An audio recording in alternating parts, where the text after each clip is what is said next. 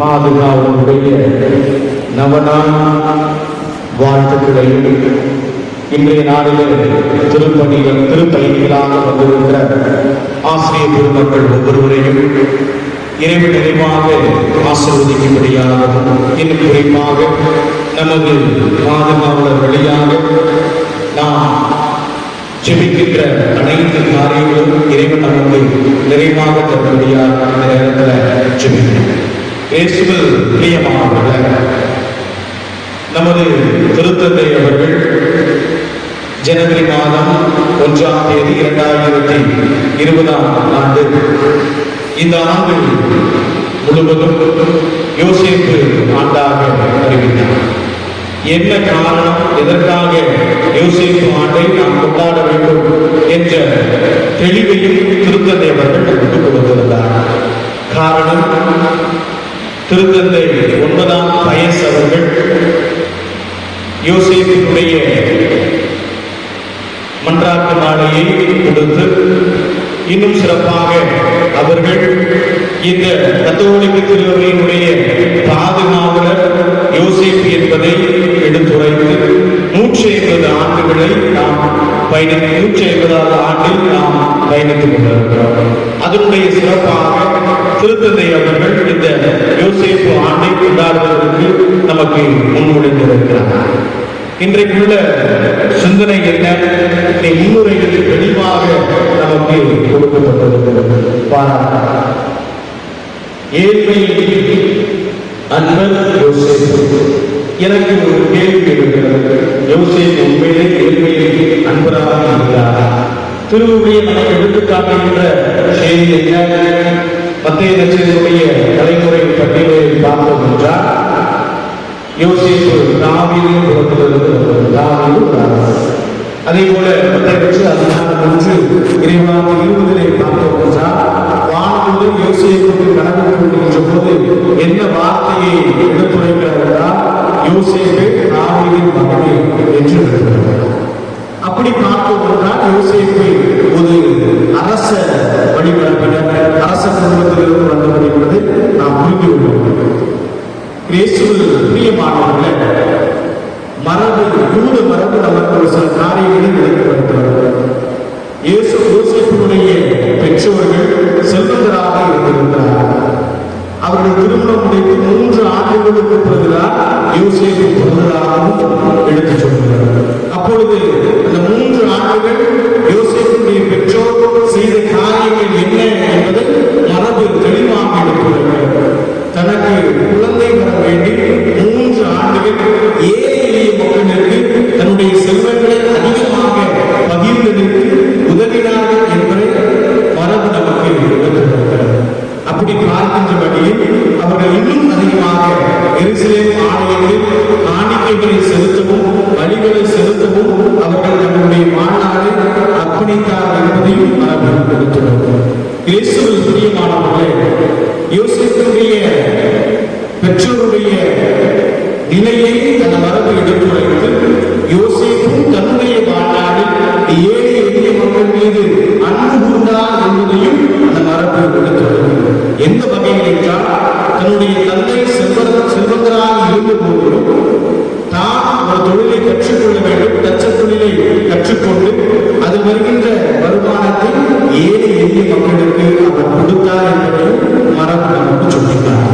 நம்ம இயேசுவில் பிரியமானவர்கள், இந்த அன்பர் யோசேப்பு ஏழை எளிய மக்கள் மீது அன்பு கூறுவதற்கு காரணமாகத்தான், அன்பு கூறுவதன் விளைவாகத்தான் ஆண்டவர் இயேசு கிறிஸ்து தன்னுடைய 3 ஆண்டுகால பணிவாழ்வில் ஏழைகளுக்கு முக்கியத்துவம் கொடுத்தார். அதைத்தான் இன்றைக்கு வாசிக்கப்பட்ட நற்செய்தியினுடைய மையம் நமக்கு எடுத்துரைக்கிறது. காரணம் என்ன? ஆண்டவர் இயேசு கிறிஸ்துவுடைய பணி இலக்காக கொடுக்கப்பட்டிருக்கிறது. லூக்கா நற்செய்தி அதிகாரம் 4 இறைவார்த்தை 16 to 19 ஏழைகளுக்கு நற்செய்தி, சிறைப்பட்டவருக்கு விடுதலை என்ற இத்தகைய வார்த்தைகள் எல்லாம் ஆண்டவர் இயேசு கிறிஸ்து தன் தந்தை யோசேப்பிலிருந்து கற்றுக்கொண்டார். இன்னும் அதிகமாக யோசேப்பு தன்னுடைய மகனுக்கு இவற்றையெல்லாம் வாழ்ந்து காட்டியதன் விளைவாக ஆண்டவர் இயேசு கிறிஸ்து அந்த 3 ஆண்டுகளில் தன்னுடைய பணி இயேசுவுக்கு பிரியமானவர்களே, ஆண்டவர் இயேசு கிறிஸ்துவுடைய 3 ஆண்டு கால பணிவாழ்வு நற்செய்தி 4 நற்செய்தியிலும் அதிகமாக வலியுறுத்துவது அவர் ஏழை எளிய மக்கள் மீது அன்பு கூர்ந்தார். இன்னும் சிறப்பாக ஒடுக்கப்பட்ட, புறந்தள்ளப்பட்ட, ஆதரவற்றவர்களுக்கெல்லாம் தன்னுடைய பணியை நிறைவாக செய்தார். இன்னும் நம்பிக்கையற்ற மக்களுக்கு நம்பிக்கையை ஊட்டினார் என்பதை நற்செய்தி நமக்கு எடுத்துரைக்கிறது. இயேசுவில் பிரியமானவர்களே, இத்தகைய ஏழை எளிய மக்கள் மீது அன்பு கொண்ட யோசேப்பு தன்னுடைய மகனுக்கு கற்றுக் கொடுத்த இந்த உயரிய பண்பை இன்றைக்கு நாம் நினைவு கூறுகிறோம். அப்படி என்றால் இன்றைக்கு நாம் இந்த திருவையிலே திருமுழுக்கு பெற்று பயணித்துக் கொண்டிருக்கிறோம் என்றால் நமது பிள்ளைகளுக்கு எவற்றை கற்றுக் கொடுத்திருக்கிறோம் என்பதை ஆழமாக சிந்தித்து பார்க்க இன்று நாள் நமக்கு அழைப்பு கொடுக்கிறது.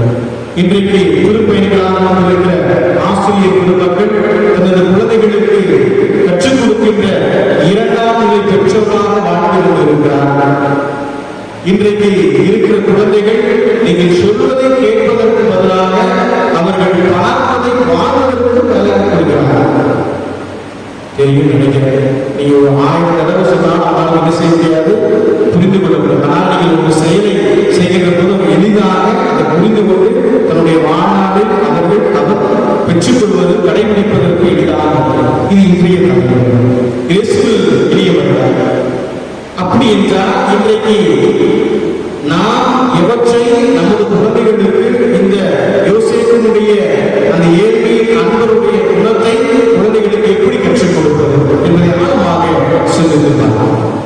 பல நேரங்களில் நாம் பலருக்கு உதவி செய்கிறோம், பல நேரங்களில் நமது உதவி பலருக்கு தெரியப்படுத்துவதில்லை. ஆனால் குழந்தைகள் மத்தியில் நாம் செய்கின்ற உதவியை அவர்கள் பார்க்கும்படியாக செய்கின்ற போது அவர்கள் அதை பின்பற்றுவார்கள் என்பது உலகில் நமக்கு இயேசுவுக்கு பிரியமானவர்களே, இந்த பேராலயத்தில் உதவி பகுத்தந்தையாக ஒரு ஆண்டு பணியாற்றிய போது உங்களை பார்த்து கற்றுக்கொண்டது அதிகம்.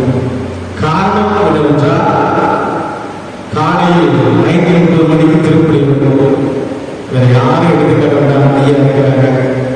ஒவ்வொரு நாள் காலையிலும் அவர்கள் 4:30 மணி அல்லது 4:45 மணியிலிருந்து இந்த ஆலயத்தை வந்து ஜெபிப்பது வழக்கம். அப்போது நான் உதவி பகுத்தந்தையாக இருக்கின்ற போது எனக்கு அவரை பார்த்து கற்றுக்கொண்டது, பார்த்து சொல்லி இல்லை, பார்த்து கற்றுக்கொண்டது. ஒவ்வொரு நாள் காலையிலும் திருப்பலிக்கு முன்பாக 1/2 மணி நேரம் ஆண்டவரோடு செலவிட வேண்டும். இன்ன வரைக்கும் எனது இந்த மருத்துவ வாழ்வில் அதை நான் கடைபிடித்துக் கொண்டிருக்கிறேன். ஒவ்வொரு நாள் திருப்பலிக்கு முன்பாக எந்த இடத்திற்கு நான் திருப்பலிக்கு சென்றாலும், எந்த பகுதிக்கு நான் திருப்பலிக்கு சென்றாலும் 1/2 மணி நேரத்துக்கு முன்பதாகவே ஆண்டவரோடு உரையாட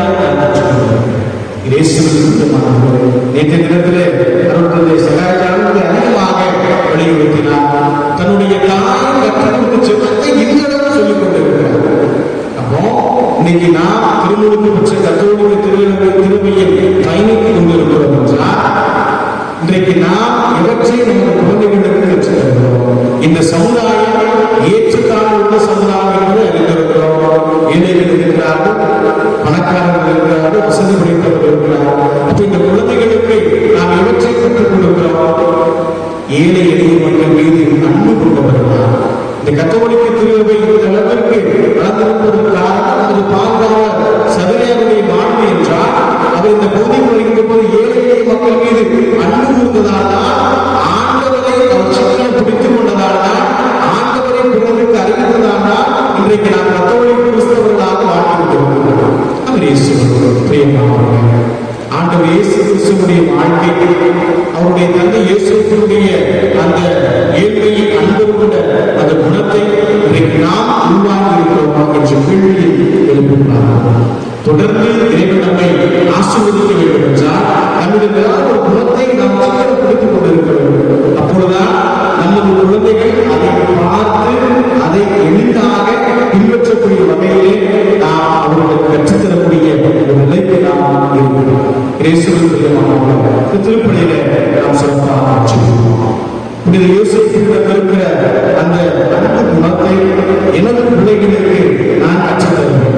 எப்போதெல்லாம் வாய்ப்பு இருக்கிறதோ அப்போது அப்போதுதான் அந்த குழந்தைக்கு அந்த ஏழ்மையில் அன்பரன் என்ற குணத்தை எனது குழந்தைக்கு நான் கற்றுக் கொடுக்கின்ற போது திருச்சபை வளர்கிறது, உங்கள் குடும்பம் வளர்கிறது, ஆண்டவர் இயேசு கிறிஸ்துவினுடைய